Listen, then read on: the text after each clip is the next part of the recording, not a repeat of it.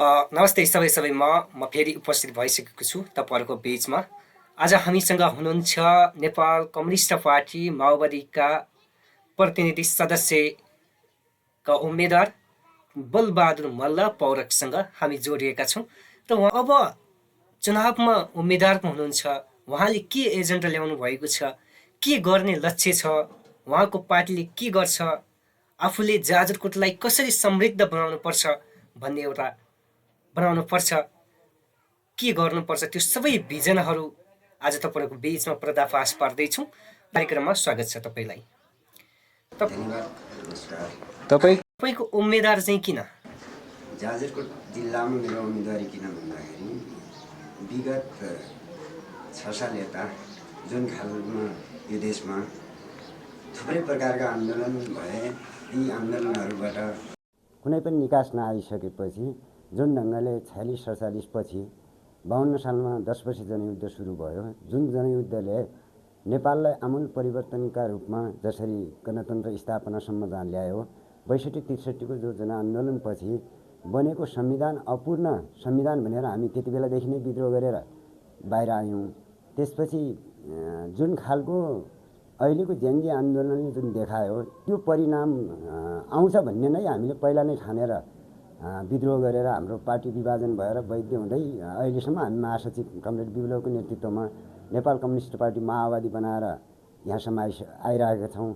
यस बिचमा पनि हामीले थुप्रै 12 वर्षसम्म भ्रष्टाचार कुशासनका विरुद्धमा लड्दै आयौँ र अहिले पछिल्लो चरणमा आउँदाखेरि जसरी जेन्जी विद्रोह भयो, यो विद्रोहले हाम्रो आवश्यकता ठानेको छ भन्ने महसुस भएर अब हामीले संसदीय मोर्चालाई पनि कम्तीमा हामीले एउटा प्रयोगको सिद्धान्तमा लिएर अथवा प्रयोगको मोर्चाको रूपमा लिएर संसदभित्र पनि हामी भ्रष्टाचारका मुद्दाहरू, जेन्जी आन्दोलनले उठाएका मुद्दाहरूलाई बुलन्द गरेर यो नेपाली विशेषताको समाजवादमा जानका लागि यो संसदीय मोर्चालाई पनि अभ्यास गर्नुपर्छ भनेर हाम्रो यो उम्मेदवारी दिएका छौँ अहिले।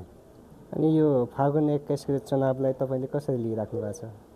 फागुन 21 को चुनाव मूलतः यो दलाल पुँजीपति वर्गहरूको हातमा रहने संसदीय व्यवस्था हो।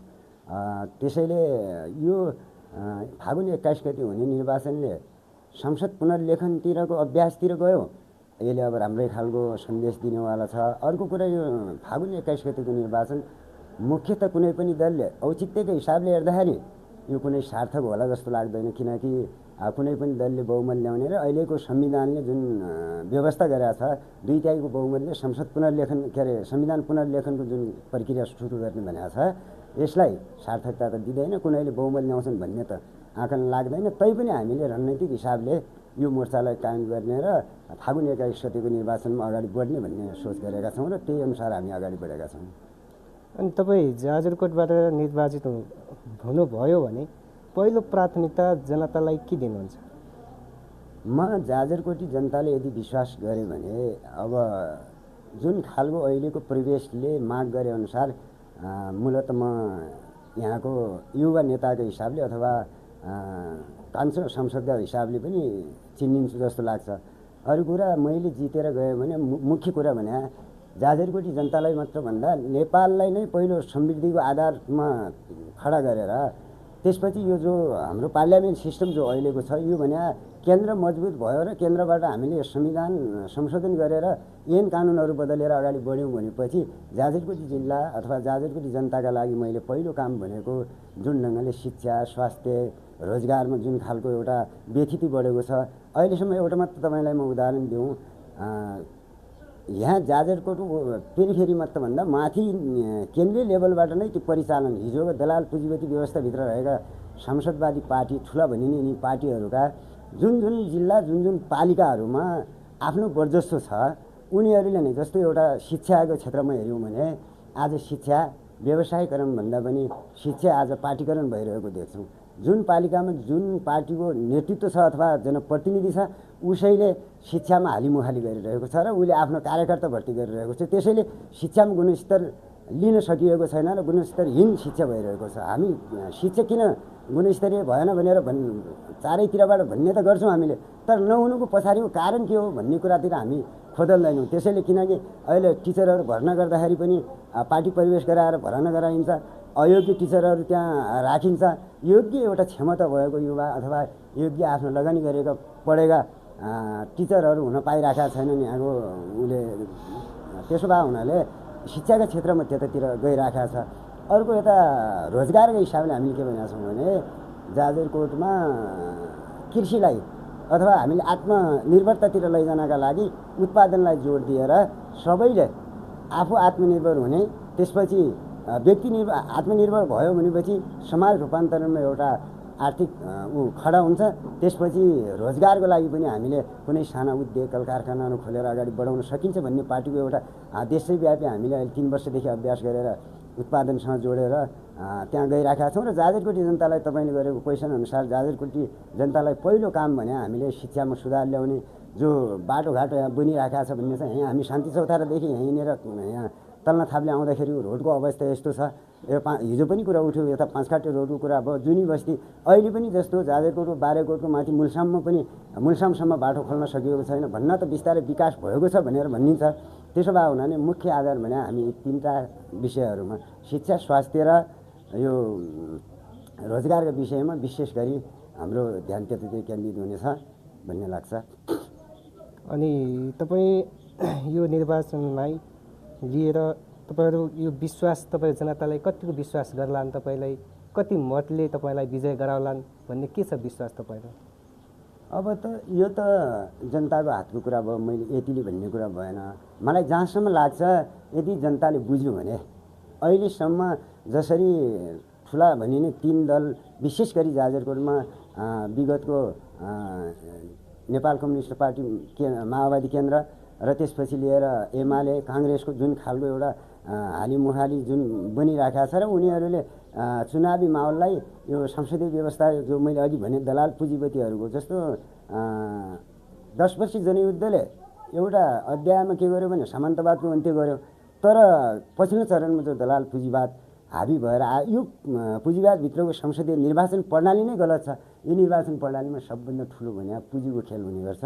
यो पैसाको खेलको अगाडि जनताले मलाई जिताउँछन् भन्ने कुरा त म पटक्कै मान्दैन। किनकि जनताले स्वच्छ ढङ्गले गर्यो भने जनताले त जिताउन सक्छ, बुझ्छुन्।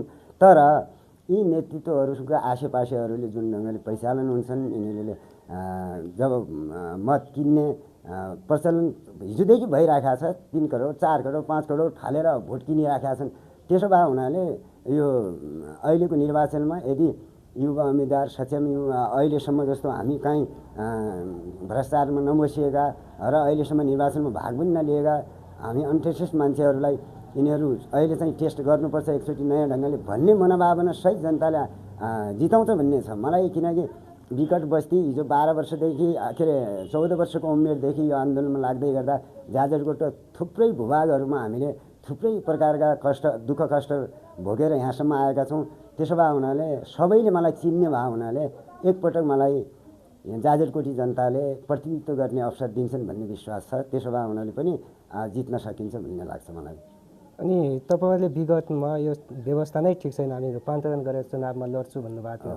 तपाईँ 81 तपाईँहरूको पार्टी 81 चुनावमा आयो। यो आउँदै गर्दाको अवस्थामा तपाईँलाई जनताले अब के सोच्लान्, कसरी विश्वास लिएलान्? चुनाव नै ठिक छैन, व्यवस्था नै ठिक छैन, हामी नयाँ रूपान्तरण ल्याउँछु भन्नुभएको थियो। तर अहिले फेरि त्यही रूपान्तरणमा आउनुभयो, पुरानै व्यवस्थाबाट पुरानै व्यवस्थामा टेकेर तपाईँ चुनाव लड्दै हुनुहुन्छ। यसलाई तपाईँले कसरी लिइराख्नु भएको छ? यो तपाईँले गरेको क्वेसनको विषयमा हामीले विगत 12 वर्षदेखि यो संसदीय व्यवस्थाको विरोध गर्दै आउँदा झन्डै 2 वर्ष हामीले प्रतिबन्ध पनि झेलेका छौँ। त्यो प्रतिबन्ध झेल्नुको अगाडिको कारण हामीले दलाल पुँजीपति व्यवस्थाको अन्त्य गर्ने र समाजवादको स्थापनाका लागि नेपाली विशेषताको समाजवाद ल्याउनुपर्छ भन्यौँ। हामीले थुप्रै प्रकारका भ्रष्टाचार अन्याय अत्याचारका विरुद्धमा हामीले सङ्घर्ष गर्दै आयौँ। सङ्घर्ष गर्दा जेल नेल सबै खेप्दै आयौँ। त्यसपछि सरकारले प्रतिबन्ध लगाउने अवस्था बन्यो। त्यो प्रतिबन्ध लगाइसकेपछि पनि जो 3 बुँदे सहमतिसहित हामी फेरि शान्ति प्रक्रियामा आयौँ र पछिल्लो चरणमा बदलिदियो अन्तर्राष्ट्रिय परिस्थिति। भूमध्यरेखीय साम्राज्यवादको जो चङ्गोलमा नेपाल फसेको छ, यसकोबाट देशलाई जोगाउन र अलिकति हामीले एउटा संसदीय अभ्यास जस्तो यो संसदीय निर्वाचनबाट निकास हुन्छ भन्ने त होइन। पछिल्लो चरण हामीले पार्टीको केन्द्रीय समितिको बैठकले गरेको निर्णय भने के हो भने चुनावी मोर्चालाई पनि अब प्रयोग गर्नुपर्छ है। यो सङ्घर्षकै रूपमा चुनावी मोर्चालाई प्रयोग गर्नुपर्छ। किनकि सत्ता र सदन सडक भन्ने जुन पहिलाको हाम्रो एजेन्डा थियो त्यो एजेन्डाबाट विमुख हुँदाखेरि अहिले पार्टी माओवादी केन्द्र जसरी सिद्धियो त्यसरी पार्टी सिद्धिन्छ। अब चुनावको नाममा चुनाव मात्र भनिराख्ने एकातिर, अर्कोतिर हामी चुनाव मान्दैनौँ बहिष्कार भनेपछि बहिष्कार मात्र भनेर यो हुँदैन। त्यसो भए आउने द्वन्द्ववादको नियम नै के हो भने आवश्यकताका आधारमा सिद्धान्त, जसले सिद्धान्तले आवश्यकताका आधारमा निर्णय लिन सक्ने लिडर भए हुनाले हामीले महाधिवेशनबाट के गर्यौँ भने चुनावलाई एउटा सङ्घर्षकै मोर्चाको रूपमा लिनेर त्यहाँ जानुपर्छ र हाम्रा मागहरू भने हाम्रा कुराहरू भने जनताले बुझ्ने गरी जनताको प्रतिनिधित्व हुने गरी संसदमा 1-2 सिट भए पनि गएर त्यहाँ बोल्दा र राख्दाखेरि ठिक हुन्छ भन्ने मान्यताका साथ जुन पार्टीले अहिले एउटा निर्णय गरेर हामी चुनावी मोर्चालाई यही चुनावबाट निकास हुन्छ त होइन, तर हाम्रा केही विषयहरू जनताका मुद्दाहरू जुन छन् भ्रष्टाचार, अन्याय, अत्याचार, शोषण, दमन, यी विषयहरूलाई संसदमा पनि अलिकति बुलन्द आवाजहरू उठाउनुपर्छ र बोल्नुपर्छ भनेर यो सङ्घर्षकै मोर्चाको रूपमा चुनावलाई प्रयोग गर्ने निर्णय गरेर हामी यो चुनावमा सहभागी भएका हौँ। अनि तपाईँको पार्टीले अब कति सिट ल्याउला भन्ने आश छ? त्यो त हाम्रो अहिले प्रत्यक्षतर्फ 128 जिल्लामा हाम्रो गएको छ, उम्मेदवारी गएको छ 165 मध्ये। त्यसो भए हुनाले 128 गएकोमा सामान्य मैले त अब जनताको एउटा आकाङ्क्षाको कुरा भयो, बदलिँदो परिस्थिति सहर अब सबै होला। हामीलाई विशेष गरी सिटतिर भन्दा पनि पार्टी सङ्गठनको एउटा मजबुत आधार के हो, जनताले हामीलाई हाम्रो पार्टीलाई कसरी बुझेका छन् भन्ने एउटा टेस्टको ऊ पनि हो। मलाई लाग्छ देशैभरिबाट हामी सोचे भन्दा अलि यति भन्न त सकिँदैन, किन अकाट्य त हुँदैन। त्यसो भए हुनाले हामी देशैभरिबाट सन्तोषजनक ढङ्गले विजय हासिल गर्छु भन्ने लाग्छ मलाई।